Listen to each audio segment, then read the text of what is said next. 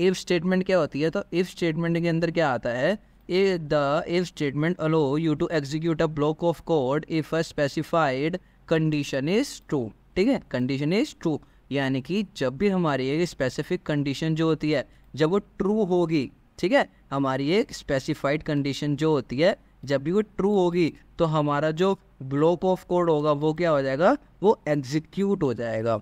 ठीक है, if statement के अंदर। तो इसका सेंटेक्स क्या होता है, एक बार सेंटेक्स देखो। इफ, ये हमने एक इफ कंडीशन लगाई, इफ स्टेटमेंट लिखा, उसके अंदर हम क्या लिखते हैं, अपनी कंडीशन लिखते हैं, किसमें, ब्रैकेट में। ठीक है, हमने कंडीशन लिखी और कंडीशन ये एग्जीक्यूट तब होगी जब हमारी कंडीशन क्या होगी, ट्रू।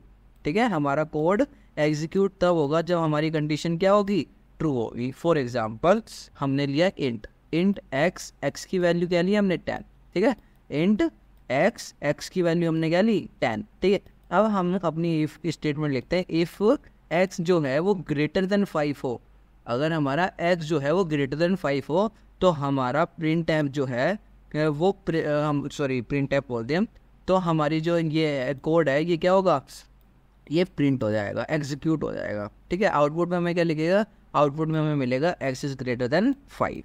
ठीक है, अब ये समझो क्या है। ठीक है, एक्स यहाँ पे क्या था, एक्स यहाँ पे 10 था। ठीक है, तो यहाँ पे एक्स की वैल्यू क्या हो गई, यानी कि यहाँ पे अगर हम 10 लिख दे तो कोई दिक्कत तो नहीं है। ठीक है, अगर हम यहाँ 10 लिख दे तो कोई दिक्कत नहीं है ना, क्यों, क्योंकि हमें तो एक्स देख रहा था, एक्स की वैल्यू क्या है, अगर एक्स यानी कि एक्स हमने यहाँ लिखा था, तो एक्स अगर एक्स की वैल्यू यहाँ 10 है तो यहाँ पे भी तो एक्स 10 हो गया ना, तो वही है। अब 10 क्या है, 10 ग्रेटर देन 5 है, ये वैल्यू क्या, ये क्या हो गया, ये कंडीशन क्या होगी, ट्रू हो गई, है ना। ये कंडीशन क्या हो गई, ये कंडीशन ट्रू हो गई, तो या ये क्या, ये अपना एग्जीक्यूट हो जाएगा फिर। और जो भी हमने प्रिंट एफ में लिखा होगा वो यहाँ पे प्रिंट और आउटपुट में हमें मिलेगा कि एक्स जो है वो ग्रेटर देन 5 है।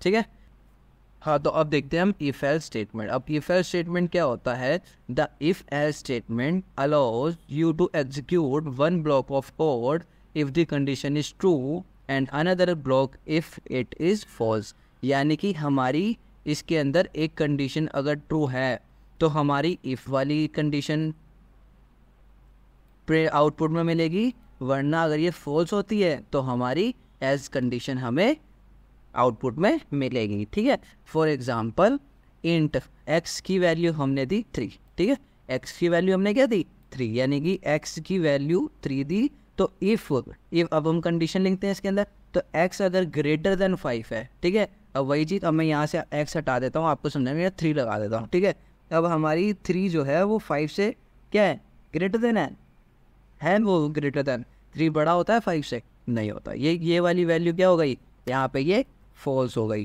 क्या हो गई, फॉल्स हो गई, है ना। तो अब क्या होगा, अब जो हमने ये प्रिंट एफ लिखा है अब ये एग्जीक्यूट नहीं होगा। ठीक है, अब ये एग्जीक्यूट नहीं होगा, तो अब कौन सा एग्जीक्यूट होगा, अब ये नीचे चला जाएगा। अब ये कहाँ जाएगा, अब ये जाएगा नीचे, जो इनने एल्स लिखा है उसे चेक करो। तो एल्स में हमने जो भी लिखा होगा, यानी कि x is not greater than 5, या फिर हम ये लिख सकते हैं एक्स इज लेस देन 5, तो ये वाली चीज आउटपुट हमें क्या मिलेगा, ये मिलेगा। ठीक है, हमारा आउटपुट क्या मिलेगा, हमें ये मिलेगा, एक्स क्या है, लेस देन 5 है। ठीक है, यानी कि 3 जो है 5 से छोटा है।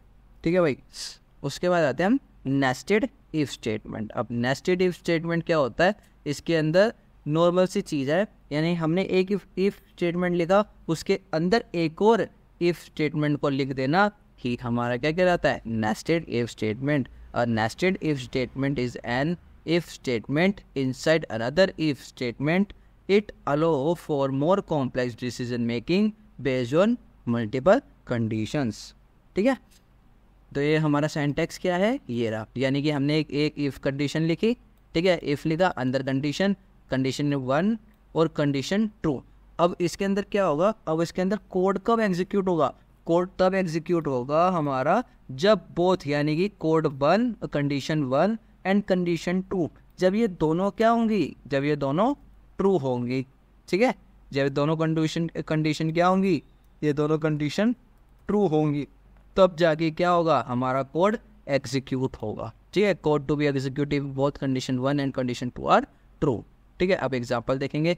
एग्जाम्पल के अंदर हमने लिया इंट एक्स की वैल्यू क्या ली 10, वाई की वैल्यू क्या ली 5। ठीक है, तो इफ़ x ग्रेटर देन 5, क्या x जो है वो ग्रेटर देन 5 है? अगर है तो ये वाली देखेंगे इफ़ y जो है वो ग्रेटर देन 2। अब क्या बताओ y क्या है? ग्रेटर देन 2 है। अगर है तो ये कंडीशन प्रिंट हो जाएगी, हो जाएगा एग्जीक्यूट कोड, नहीं होएगी तो फॉल्स हो जाएगी। अब देखो, अब करते हैं। अब मैं x की जगह पे लिख देता हूँ 10, 4 समझाने के लिए, कोड में मत लिख देना। तो y की जगह पे मैं लिख देता हूँ 5। अब बताओ 10 जो है वो ग्रेटर देन होता है 5 से? होता है, बिल्कुल होता है भाई। तो यहाँ पे क्या होगा? ट्रू हो गई। अब हमें ये भी ट्रू चाहिए, अगर ये फॉल्स हो गई तो ये एग्जीक्यूट नहीं होगा, तो हमें ये भी ट्रू करना है। अब 5 जो है यानी y की वैल्यू क्या थी? 5 ग्रेटर देन 2 होता है, 2 से बड़ा होता है, तो ये वाली कंडीशन भी क्या हो गई? ये वाली कंडीशन भी ट्रू हो गई। अब जब ये दोनों कंडीशन ट्रू हो गई तो हमारे ये क्या हो, कोड क्या होगा? एग्जीक्यूट हो जाएगा, और वहाँ पे हमें आउटपुट में मिलेगा x is greater than 5 and y is greater than 2। ठीक है, तो बस इतना ही है if else and nested if statement. Thank you for watching.